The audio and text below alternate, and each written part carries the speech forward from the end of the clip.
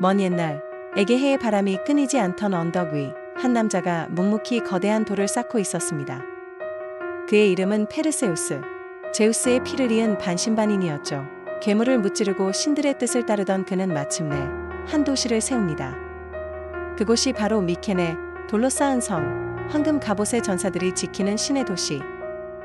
도시의 이름은 곧 문명의 이름이 되었고 미케네 문명은 기원전 1600년 무렵부터 찬란히 빛나기 시작합니다. 그 시대의 사람들은 믿었어요. 이토록 거대한 성벽은 인간이 아닌 거인들이 세운 것이라고. 왕권 강화를 추구하며 중앙집권 체제를 발전시켰습니다. 궁전은 정치와 종교의 중심지였습니다. 민호와 사람들과 달리 미케네 문명은 남성적이고 호전적인 성격이었습니다. 그로 인해 강한 군사력을 바탕으로 동부 지중해의 핵심이 되었어요. 청동 갑옷을 입은 전사들은 배를 타고 크레타 문명을 지배하고 이집트, 히타이트까지 항해했죠. 미케네인들은 민호아인들과 달리 평화적인 교역뿐 아니라 전쟁과 약탈도 서슴지 않는 상인이자 전사 혹은 해적의 면모를 보였습니다. 그 여정의 중심에는 궁전이 있었다. 그 안에는 점토판에 새겨진 문자들이 남아있었고 훗날 고대 그리스어로 해독된 선형 비문자는 미케네가 단순한 전설이 아니라 실제 존재한 강력한 국가였음을 증명해 주었다. 그러나 찬란한 영광은 길지 않았습니다. 어둠의 씨앗은 이미 왕가 안에서 움트고 있었죠.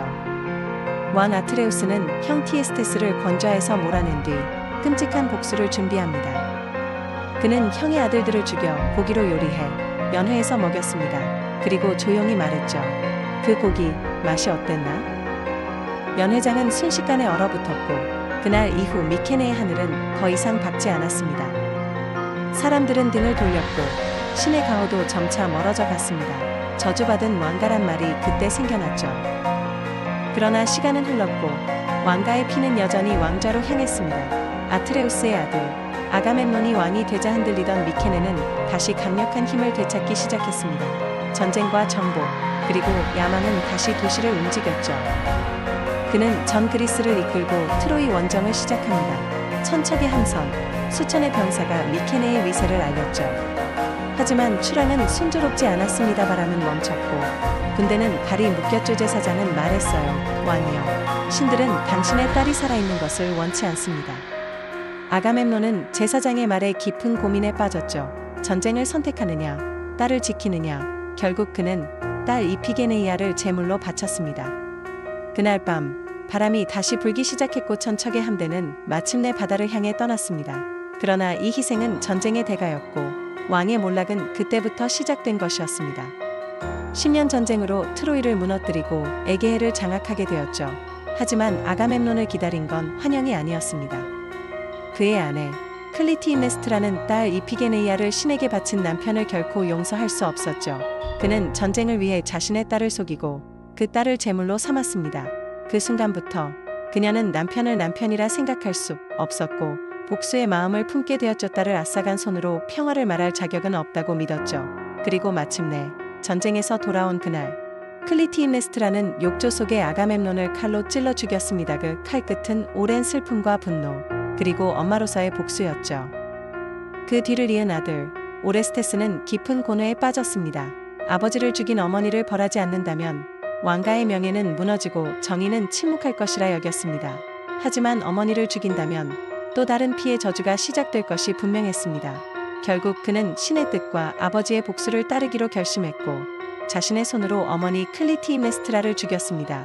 그날 이후 오레스테스는 복수의 여신들에게 쫓기며 죄책감과 광기에 시달리는 삶을 살아갔습니다. 광야를 떠도는 오레스테스, 그는 어머니를 죽인 죄책감에 시달리며 낮에는 태양을 피하고 밤에는 악몽에 몸을 떨었습니다. 복수의 여신들은 그를 끝없이 쫓아다녔고 그를 구원해줄 신도, 인간도 세상 어디에도 없었습니다. 그리고 마침내 기원전 1100년경 미케네는 조용히 무너졌습니다.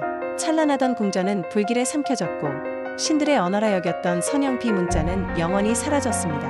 무너진 돌벽과 꺼진 제단 위엔 한 시대의 끝이 고요히 내려앉았습니다. 그리고 마침내 기원전 1100년경 백성들은 말했습니다. 자식을 고기로 만들고 어머니를 죽이는 왕가가 어찌 오래 가겠는가. 그리스는 그렇게 400년의 암흑기로 들어섭니다.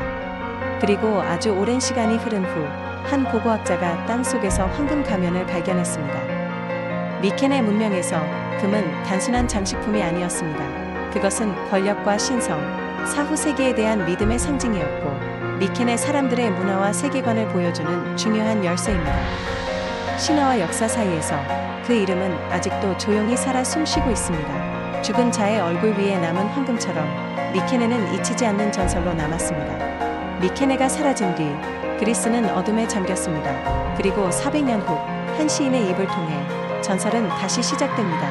다음 이야기, 트로이 전쟁과 호메로스의 서사시.